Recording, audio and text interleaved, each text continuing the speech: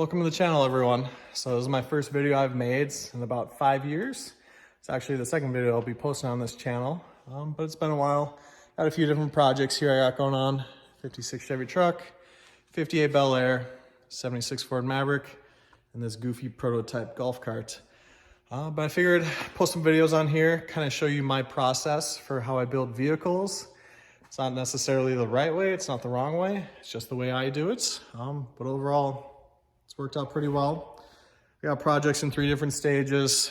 The Maverick is mostly complete, just some little stuff now. 58 Bel Air, haven't really touched it yet, but I have plans for that. Make it a nice, fun family cruiser. Anyone can just hop in and go. And I got this 56 Chevy truck, modern suspension, power steering, all the goodies in that one. But anyways, follow along. I'll show you how I build my stuff, and we'll go from there. First, here's my 1956 Chevy truck. I bought this truck about 3 years ago. My dad and I pulled it out of a barn where it had been sitting for about 35, 40 years. And it had seen better days. So the plan with this truck is to have it look patina, old truck on the outside with modern components underneath. So I have a Mustang 2 suspension kit here that I got from Performance Online. It's a really solid kit overall. Came with everything I needed. Powder coated upper, lower control arms, power steering rack, pretty much everything you need to swap these trucks over to a modern style suspension. Also put these shaved firewall panels in. Just really cleans up the engine bay. It'll look really nice. For the engine here, I have a nice little 4.8 liter LS. Has a BTR truck Norris cam, springs, nice paint job, new gaskets, all that. Chinese oil pan for some clearance. We'll see if these manifolds fit. I think they're a little wide, but I guess we'll find out once I slap her back in. And here we got the spindles and everything that came pre-assembled with it, with the brakes and calipers. I'll have to blow them apart, make sure they're just greased and everything, so not a big deal. Here we got the 4L60. I'm gonna throw it behind it. We'll see how long that lasts. The interior is pretty clean overall. Previous owner had painted all black in here, which is fine. I might change it. We'll see how nice the paint is once I get all the dust and stuff out of here. But overall, floors are pretty clean. I did have to do a little rust repair there, but really that's the only rust. Major rust on the inside. I mean, obviously these steps get rusted out a little. And this is probably the worst rust on the truck for these corners. Which, I mean, that's just the Chevy thing. So I got some patch panels ordered up. We'll get that taken care of. Make it look all nice, clean, enough for a driver. It's never gonna be a show quality truck. Also gotta figure out what I'm doing fender-wise, because these ones are pretty beat up. And there we have the bedside. If you can see, has some massive holes in it. Looks like a shot by shotgun. But I do have some other bedsides that I'll throw on it. And then suspension-wise in the back, I'm still trying to figure out what I want to do. Do I just keep the stock leaf springs, throw some shocks back here and be done with it? Or do I go with the 4-link coilover, really make it like a modern truck? We'll see. Next we have my 58 Chevy Bel Air. I picked this one up this past fall after I sold my C10 I have, which in my next video you'll see more about that. It's actually the truck that I sold to Derek from Vice Grip Garage, so Longmire. But next video I'll have more about that story, also more of a build breakdown on that truck. So here we go, Bel Air 4-door 2-tone with the yellow and white. Really got to figure out what I want to do wheel and tire wise, because those aren't going to cut it. Those are pretty ugly. But it's been a solid vehicle overall. It's got the 235 in it with the power glide. It runs, drives fine.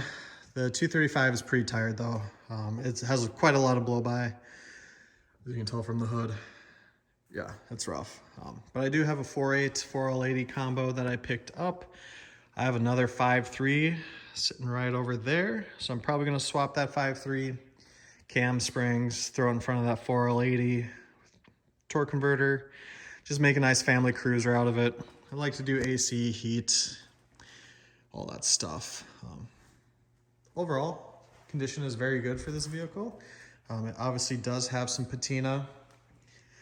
This fender's a little rough, but I mean, overall, not a lot of rot and rust. Yeah, it did come with those chrome hubcaps, which are fine, but I like big wheels. Some shots from the back.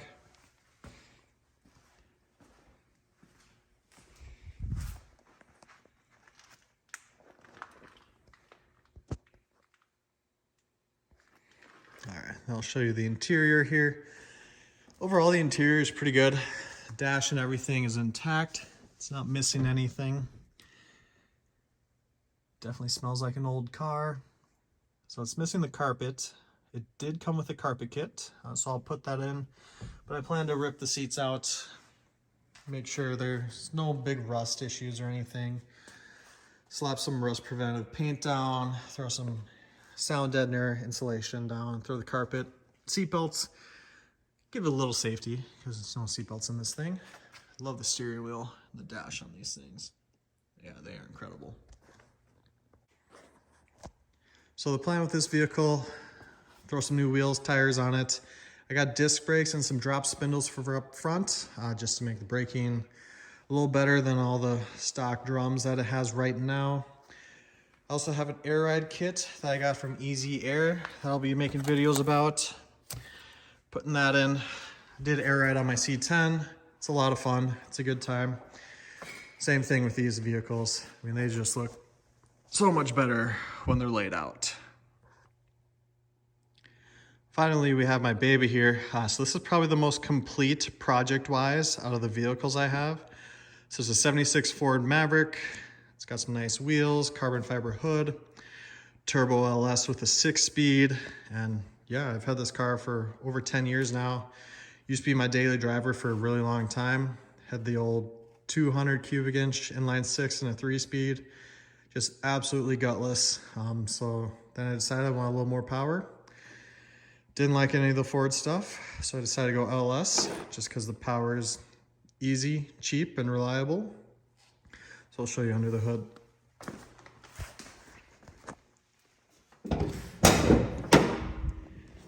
So here we got stock bottom end 5.3, sloppy stage 2 cam, springs, VS Racing 78-75 turbo. Got 4-inch dump out the fender. Terminator X system, bunch of Holly stuff, Motion Raceworks, all the good stuff. Show you the side here. So that's where we got the exhaust dumping out. Overall, it's a pretty solid vehicle. I did all the rust repair in the firewall and the front floor pans and stuff. These quarters will have to be done at some point. Got a little rust. I'm not too worried about it at this point. In the back, we got a Mustang tank. It's like a 19-gallon or so. Got the battery located back here as well. This quarter panel is a little better, but there's still some rust in there. And on the interior, yeah, got that T56 Magnum, Forever Sharp steering wheel, Terminator X system, speed hut gauges, and some nice bucket seats. So the long-term plan with the Maverick, this winter or spring, I'd like to wire up my boost controller I have. I have a dual 3-port system that I'd like to wire up, get plumbed, get that over to my tuner, get that all set up. Because right now it's on like 10, maybe 12 pounds of boost. I like to start pushing it, see how far I can get. Long-term goal is I'd like to find a 6-liter or build this 5.3 in it and just see how far we can push it. At some point, I'd like to swap the bell housing over to a steel one because right now it just has the aluminum one. I also need to upgrade the clutch because the one in there is only rated to like 550, 600 horsepower, and we're kind of pushing that already. And the final project I got going on when I not spending time on this, that, or doing my other activities. So I've picked up this prototype golf cart. It was either made in like the late 70s or 80s. It's completely hand built. There's a company over in Detroit Lakes that had made about 5 of these as prototypes, trying to get some funding together to produce more, and they just couldn't do it. So they went out of business. But this one came with a 4 horsepower motor. It was all seized up. So I did the right thing, went to Harbor Freight and got the 459cc big dog. It runs pretty good. Still got to do some adjustments with some springs and some weights in the clutch. But yeah, this thing is ratty. It's homemade. I lengthened the chassis about 18 inches. This thing used to be so short. I did that mainly to provide some stability because I imagine this thing will be pretty quick. Also gives enough room back there for maybe, you know, a beer cooler or something. Cruise around the lake. Got some spots for the golf bags here going off the sides at an angle. So the unique thing about this one, both passenger and driver can steer and control the throttle. So the steering shaft actually comes up through the middle, steering wheel goes right there with the seats, and then you got the throttle that both people can control. Yeah, overall this should be a fun little project, nice little cruiser. I don't know how practical it will be for actually using on the golf course, but we will find out. So that's gonna do it for tonight. Just a quick overview video of the 3 projects. I suppose on the golf cart project that I got going on. Feel free to subscribe, like, comment with any questions, concerns, complaints. I don't care, it's fine. Everyone's got their own style for building vehicles. But yeah, feel free to follow along. I'll be posting updates for all my vehicles. 56 is kind of the priority right now. I like to get the golf cart running up this spring. Also probably throw the air ride disc brakes, wheels on that bad boy before spring comes. But we'll see. Thanks for watching. I'll see you in the next one.